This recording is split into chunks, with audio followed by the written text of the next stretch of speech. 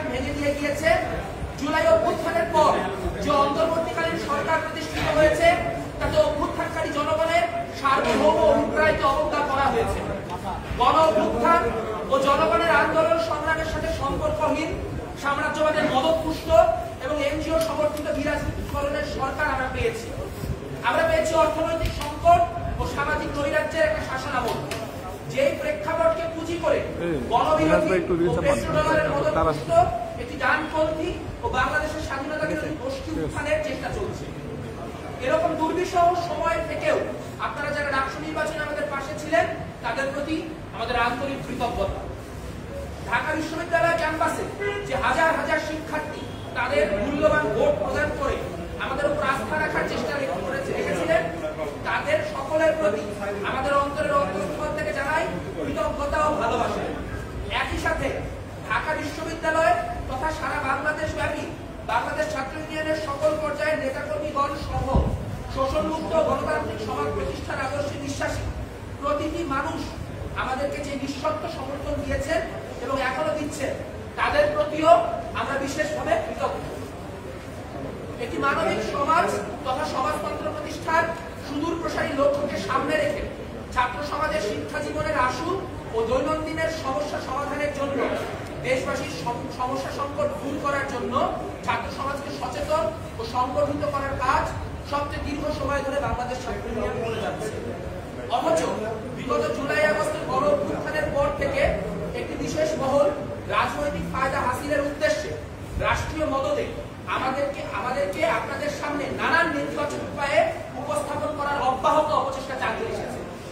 এমনকি নির্বাচনের দিন জামায়াতে ইসলামীর সংসদ সদস্য পদপ্রার্থীগত অসংখ্য মানুষ অবৈধভাবে ভুয়া প্রেস পাস ব্যবহার সহ নানা উপায়ে ক্যাম্পাসে অবস্থান করে নির্বাচনকে প্রভাবিত করেছেন।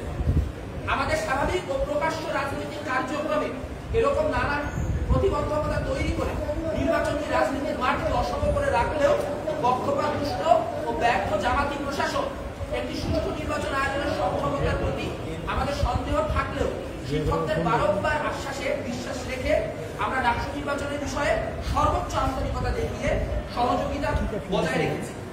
তফসিল ঘোষণার পরেও নানান অনিয়ম পরিলক্ষিত হয় আমরা যথানিয়মে তাদের নিকট সকল অভিযোগ জানিয়ে সমাধান চেয়েছি, কিন্তু একটি অনিয়মের সমাধান না দিয়ে প্রশাসনে দায়িত্বপ্রাপ্ত শিক্ষকরা সেই প্রক্রিয়ার মর্যাদা রাখতে পরিপূর্ণরূপে ব্যর্থ হয়েছে।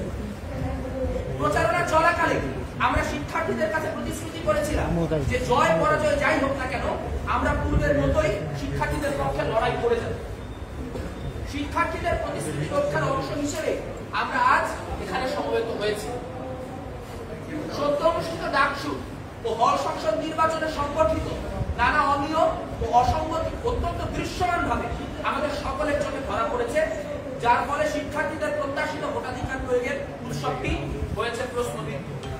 ডাকসু ও হল সংসদ নির্বাচনে 2025-এর নির্বাচনকালীন অনিয়ম ও অসঙ্গতির বিষয়ে আমাদের পর্যবেক্ষণ তুলে ধরছে।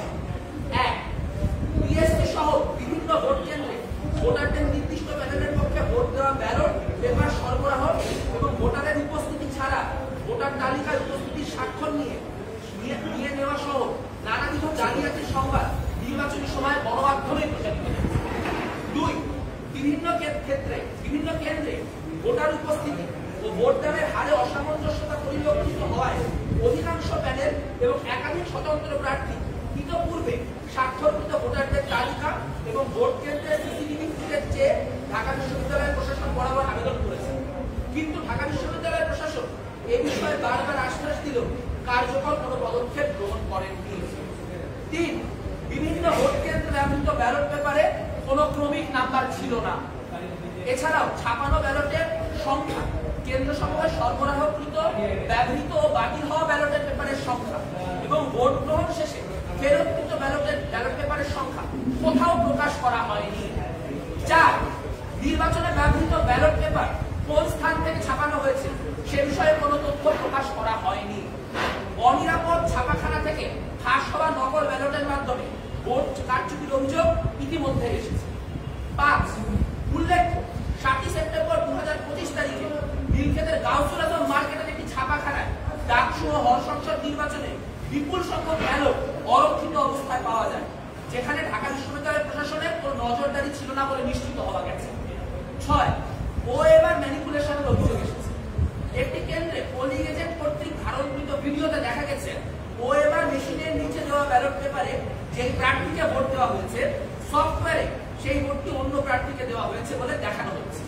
এই বিষয়টি নিয়েও প্রশাসন কিছুই বলে। 7, ডাকসু নির্বাচন অনুষ্ঠিত হওয়ার পর 4 দিন পর তথা 13 সেপ্টেম্বর 2025 শনিবার ঢাকা বিশ্ববিদ্যালয় প্রশাসন কর্তৃক বিশেষ অনুষ্ঠানে ভোট গণনা মেশিন ও সফটওয়্যার নির্ভুলতা ও বিশ্বাসযোগ্যতা যাচাইয়ের সময় নির্দিষ্ট কয়েকজন শিক্ষক ও টেকনিশিয়ান উপস্থিত থাকলেও ভোটার ও প্রার্থীদের এ বিষয়ে অবহিত করা হয়নি।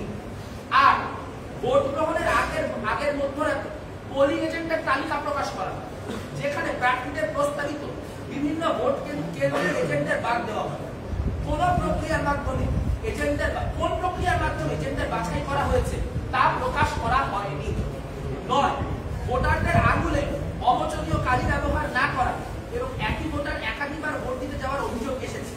উল্লেখ্য, ডাকসুতে নির্বাচিত একজন সদস্য এই অভিযোগের বিষয়টি নির্বাচনের দিনই মিডিয়াতে বললেও এই বিষয়ে প্রশাসন কোনো বক্তব্য দেয়নি।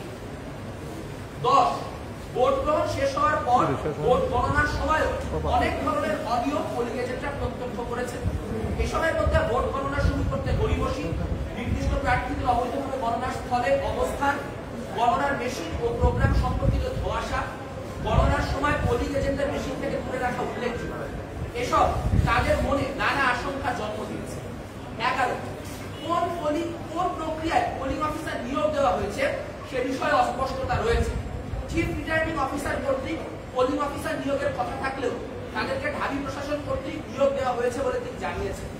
নির্বাচনী আচরণবিধি সম্পর্কে ন্যূনতম ধারণা না থাকায় বিভিন্ন পোলিং অফিসাররা নির্বাচনী আচরণবিধি সম্পর্কে ভুল তথ্য দিয়ে প্রার্থীদের বিরুদ্ধে আচরণবিধি লঙ্ঘনের ভুয়া অভিযোগ তুলে নির্বাচনকে প্রভাবিত করেছে। 12, অস্বচ্ছ ব্যালট বক্স ব্যবহারের কারণে বিভিন্ন অভিযোগ ও বিতর্ক সৃষ্টি হয়েছে। অনেক ভোট কেন্দ্রে মার্কার শেষ হয়ে যাওয়ায় ভোটারদের বল পেন দিয়ে ব্যালট পেপারে ক্রস দিতে বলা হয়েছে। বল পেনে ক্রস দেওয়া ভোটগুলো ওএমআর মেশিন সঠিকভাবে রিড করতে পারেনি বলে অনেক ভোট গণনা হয়নি বলে অনেক পোলিং এজেন্টরা লক্ষ্য করেছে। ঢাকা বিশ্ববিদ্যালয়ের অধ্যাদেশ 1973 ও ডাকসু ও হল সংসদ নির্বাচন বিধিমালা 2025 অনুসারে বারবার সংশ্লিষ্ট কর্তৃপক্ষকে অনিয়ম ও অসঙ্গতি সমূহের বিষয়ে অবগত করে সমাধানের দাবি জানালেও তারা কার্যকর পদক্ষেপ নেননি, বরং ইচ্ছাকৃতভাবে কালক্ষেপণ করেছে। এর ফলে ডাকসু ও হল সংসদ নির্বাচন 2025 ক্রমশ একটি অগণতান্ত্রিক, অনিয়মে পূর্ণ ও প্রস্তাবিত নির্বাচন হিসেবে ইতিহাসে চিহ্নিত হওয়ার পথে এগোচ্ছে। আমরা আশা করি ঢাকা বিশ্ববিদ্যালয় প্রশাসন গণতান্ত্রিক মূল্যবোধ ও জবাবদিহিতার পথে ফিরে এসে অনিয়ম ও অসঙ্গতি সমূহের বিষয়ে যথাযথ তদন্ত করবে এবং শিক্ষার্থীদের সামনে সকল সত্য উন্মোচন। ঐক্য, শিক্ষা, শান্তি ও প্রগতি। বাংলাদেশ ছাত্র ইউনিয়নের পক্ষ থেকে